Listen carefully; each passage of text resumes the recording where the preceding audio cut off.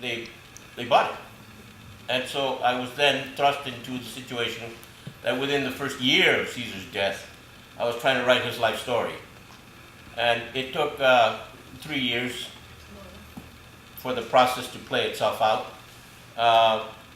The main obstacle, as it turns out, was the Cesar Chavez Foundation. It was the family of Cesar Chavez.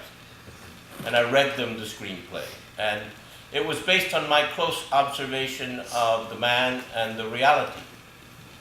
And really what they wanted was a hagiography. They wanted something that was a mythical version of Cesar Chavez. And I tried to introduce those elements, and the studio bosses at Warner said, what are you doing, writing a story about a saint? You know, where's the human being? And I said, well, okay. So I went back and I introduced some elements, and the family was not happy. They said, we don't want Cesar presented this way. And so it was off and on, you know, and quite frankly, the family sold the rights out from under me. And they gave them to another producer, who gave them to another producer, who gave them to another producer.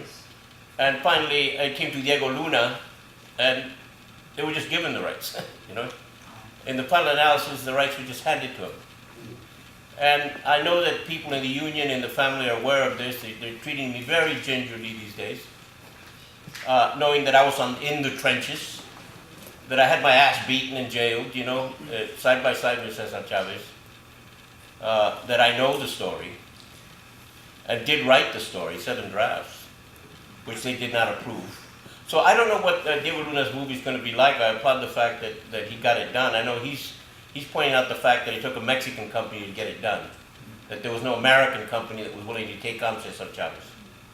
And I understand that because Hollywood is not a union town, per se. I happen to belong to 2 very strong unions, the Directors Guild of America and the Writers Guild of America. And they're real unions, man, and I'm very proud to be part of those 2 unions. But I don't think the industry as a whole is very supportive. Anytime they presented American labor, it's always been with the mob connection. They've always, you know, whether it's on the waterfront or the Hoffa picture, or the only one that got away was the Sally Field thing. Right. Yeah, that's the only one that got a little bit unionized. But generally, Hollywood has not been kind to unions, not wanted to deal with unions.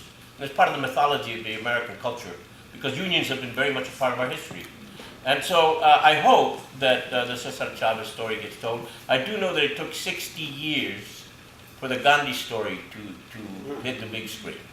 And the first 10 years and 20 years, he was a villain. He wasn't a hero in England. I don't know what Diego Luna is going to do with Cesar Chavez. I know that he filmed it in Mexico. I know that he filmed it in Hermosillo.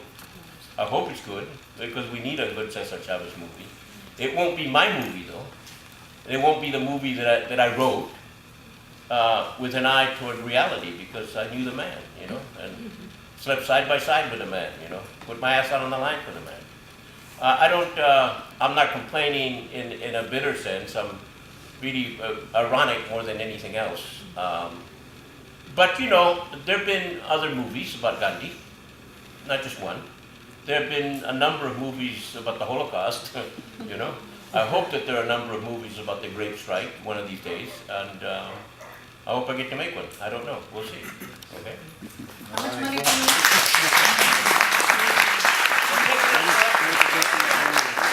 Before we wrap up, if I can just, over here. First and foremost, I want to say my name is Christy. I'm homegrown in East LA, or East Los Angeles, and I just want to say I'm very thankful for Casa 101, and you know what you bring to fruition here, for the cast, for playwrights. Thank you for your passion.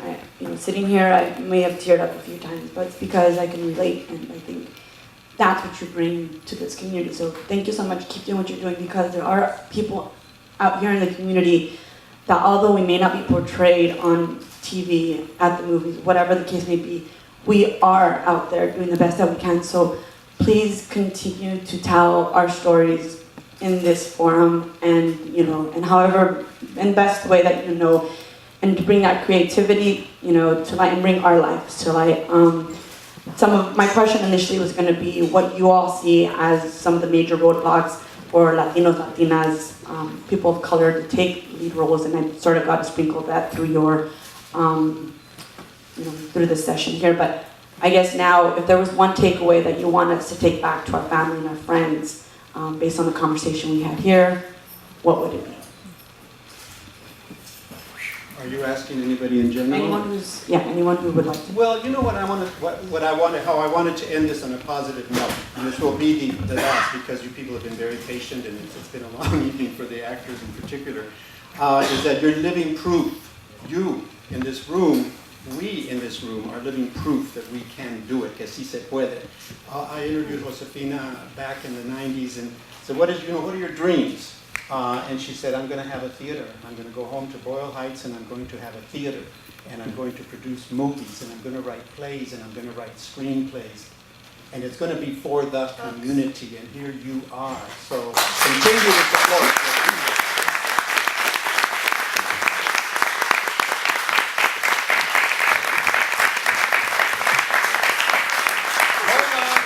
Hold on, Mr. Valdez. You go and then I'll... The last word. Okay. I would say a takeaway, you know what?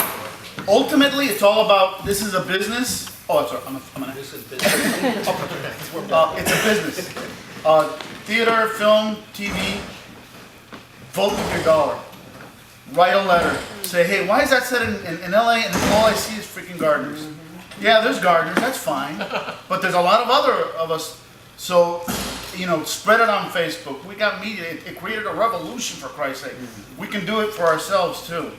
Hit them in the wallet. That's the only thing they respect. The producers. The powers that be. That's the thing. Okay, well, the final thing for me is that it's the long throw. Okay? In 2 years, El Teatro Campesino is going to be celebrating its 50th anniversary.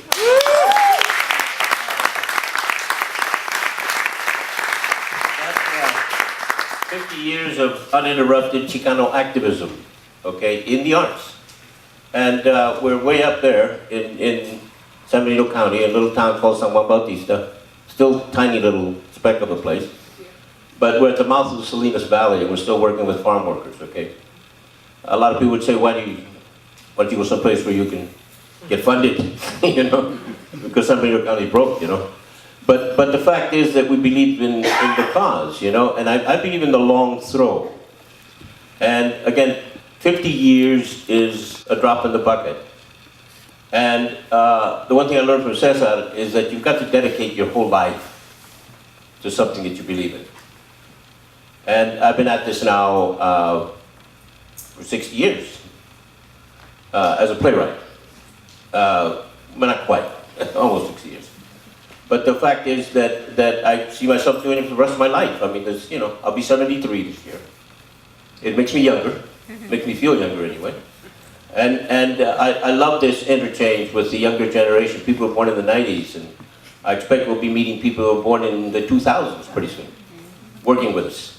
And that only feeds the pump, And I think it's lovely. The continuity that I have with my family, the continuity that I have with my compañeros in the teatro who have been with me for 30 years and 40 years. These are compañeros, man. And it's a life that we have shared. And that life gets passed on to the next generation, you see. And if it's worth fighting for, it's worth living your life for. Dedicate your whole life to it. That's if you're going to be an artist, put your heart into it. Put your heart and soul into it. That's the only way it's going to be meaningful.